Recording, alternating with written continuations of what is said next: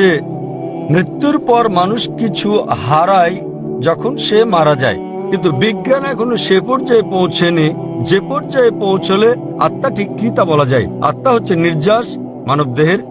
পবিত্র কোরআনের সূরা আলে ইমরান অধ্যায় নম্বর 3 আয়াত নম্বর 185-তে আল্লাহ তাআলা বলেন, কুল্লু নাফসিন যায়কাতুল মউত। প্রত্যেক আত্মাকে মৃত্যু স্বাদ গ্রহণ করতে হবে।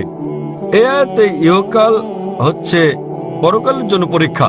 কোরআনে আল্লাহ বলেন সূরা মুলক অধ্যায় নম্বর 67 আয়াত নম্বর 2, আল্লাযী খালাকাল মাউতা ওয়াল হায়াতা। অর্থাৎ আল্লাহ জীবন ও মৃত্যুকে সৃষ্টি করেছেন তোমাদের মধ্যে কর্মে কে উত্তম তা জানতে। তাই এই পার্থিব জীবন পরকালের জন্য পরীক্ষা এবং প্রত্যেক আত্মাকে মৃত্যুর স্বাদ নিতে হবে। একজন মানুষ মারা গেলে তার আত্মা দেহের মধ্যে থাকে না, কিন্তু বিচার দিবসে যখন তাকে পুনরুত্থিত করা হবে তখন তার করা নেক কাজ ও পাপ কাজের উপর ভিত্তি করে বিচার দিবসে সর্বশক্তিমান ঈশ্বর, তিনি মালিক ইয়াউমিদ্দিন, অর্থাৎ তিনি বিচার দিবসের মালিক। দুনিয়ার জীবনে আপনি যেমন কাজ করেছেন তার উপর ভিত্তি করে সেদিন আপনার জন্য নির্ধারণ করা হবে আপনি বেহেশতে না দোজখে যাবেন। সুতরাং আত্মা জীবিত থাকে, আত্মা মরে না।